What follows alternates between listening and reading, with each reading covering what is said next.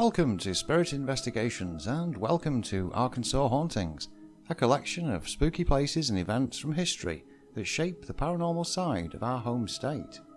This is where we're based and we're excited to tell you more about the spooky happenings here. Arkansas Hauntings is part of a playlist of relaxing, ghostly collections from across the USA. The screen will fade to black so you can enjoy the stories without distractions. Please do consider a like and subscribe if you enjoy this content.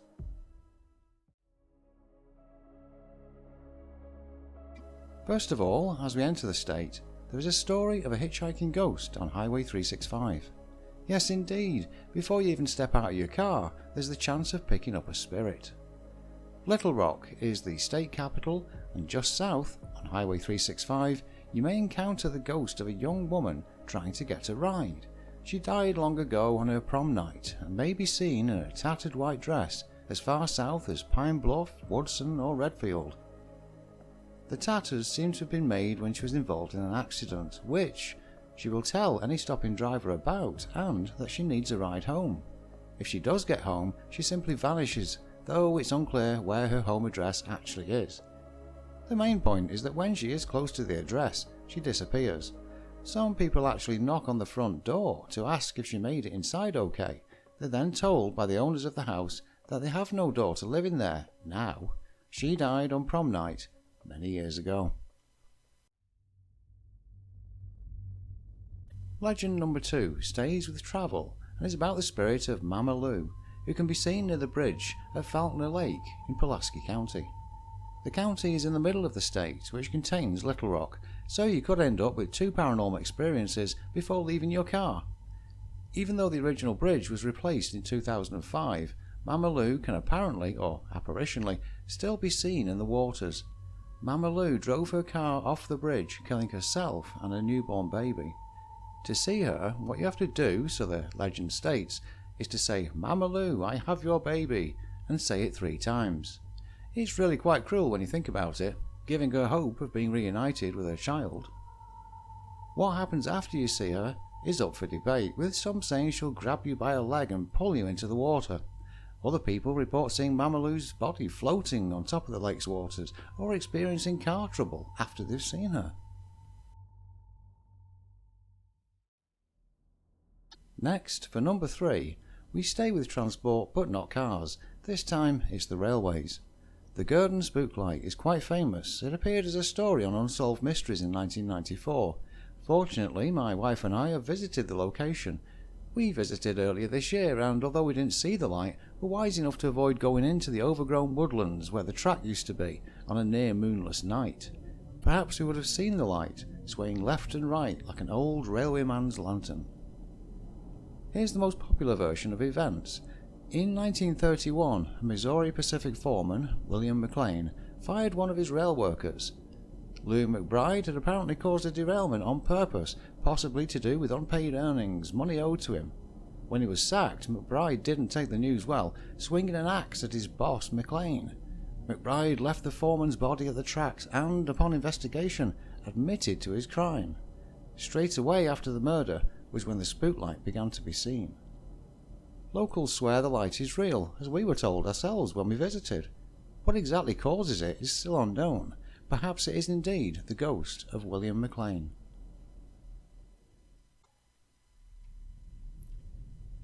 For story number 4, you might want to put on a protective hat.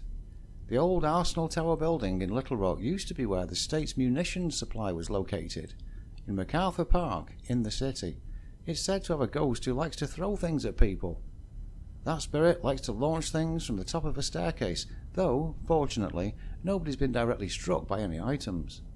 Reports also include 2 unexplained shadows reenacting a duel. The sounds of music, laughter and talking have also been heard from the 2nd floor, though when investigated, no one is present. However, on the 2nd floor, the former theatre area has a tale of a man in a dark uniform being seen after the Arsenal's closing time. A worker there asked a colleague to help to remove the presumed member of the public, but when they went to touch him, he vanished before their eyes. Story number 5 could be important if you've been travelling around all day and want to rest up for the night. Hornibrook House offers very nice bed and breakfast facilities with a sprinkling of ghostly tales. Originally it was built to be the most extravagant home in the area by wealthy saloon keeper James H. Hornibrook, the mansion then being converted to a luxury bed and breakfast in later years.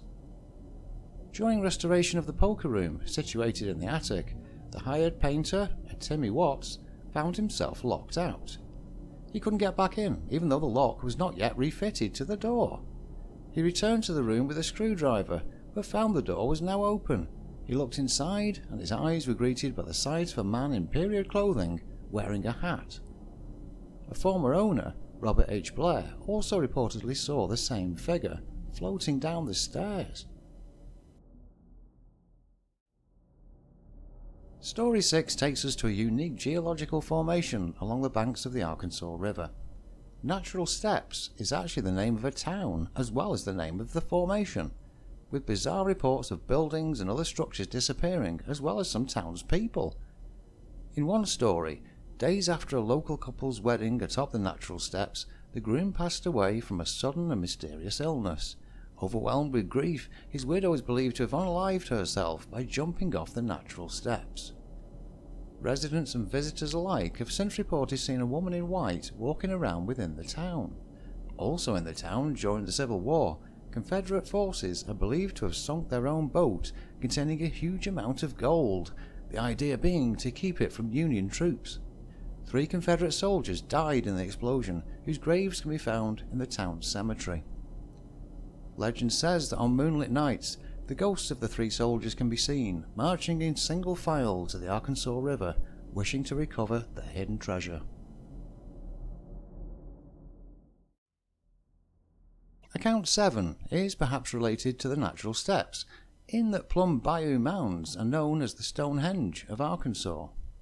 The mounds and earthen embankments present at Plum Bayou Mounds Archaeological State Park, a few miles east of Little Rock, are remnants of the Plum Bayou Native American culture.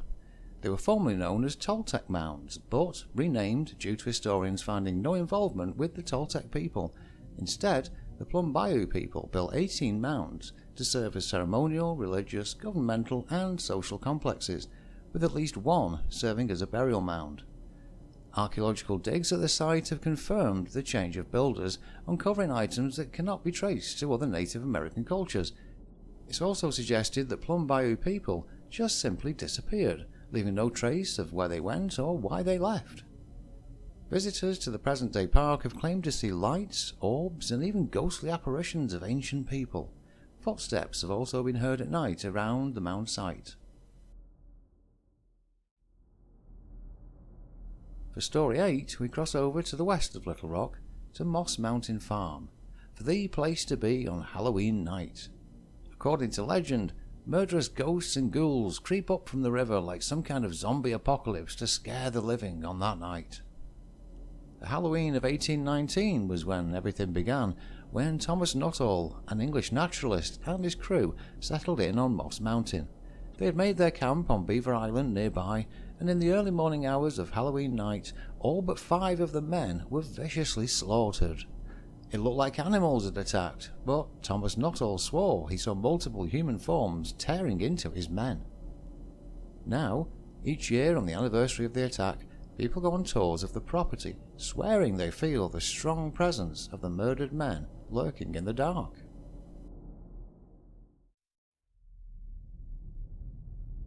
Story 9 takes us to the Powhatan Historic State Park in Lawrence County, which is in the northeast of Arkansas. It's home to the old Powhatan Courthouse, where the spirit of an executed man lurks in the shadows. The courthouse has seen many hangings, with rumour being that the executed man is taking out his anger on any women who enter the building. Why women? Well, Kristen Watts, the superintendent of Powhatan Historic State Park, stated that Andrew Springer was travelling through the area in 1887. He attacked a woman indecently and, when caught and held in the courthouse jail, a lynch mob made up of the woman's family broke in before the trial and hung him anyway.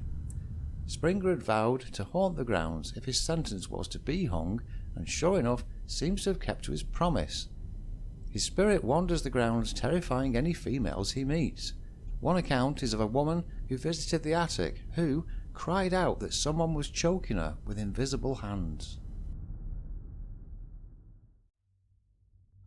Finally, number 10, which takes us to Quitman, Arkansas.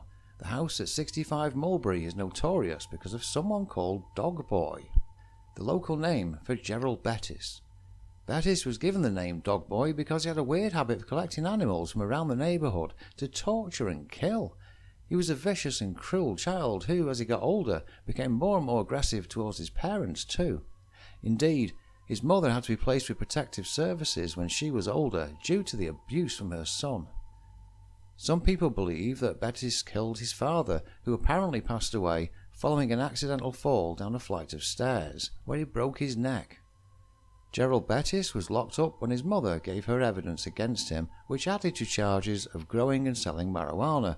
He was sent to prison and found dead of a drug overdose in the mid-90s. Up to the present day, Gerald Bettis' spirit is thought to be the source of poltergeist activity reported in his former home. His spirit is most often seen in an area of the house where he had been known to torture the animals he'd collected. Quite bizarrely, witnesses say he's taken on animal features, which must be a sight when combined with his 6'4", 300-pound frame. He's seen as his large size, but shaggy with cat-like eyes. His ghost has also been seen by passers-by, glaring out of the front window. The animal link continues in one report with him running after someone down the street on all fours. Well, dear listener, that wraps up our haunted tour of Arkansas. From ghostly apparitions to mysterious monsters, the natural state is teeming with tales that blur the line between folklore and reality. Thanks for joining me on this spooky journey. Until next time, keep your lanterns lit and your doors locked, just in case.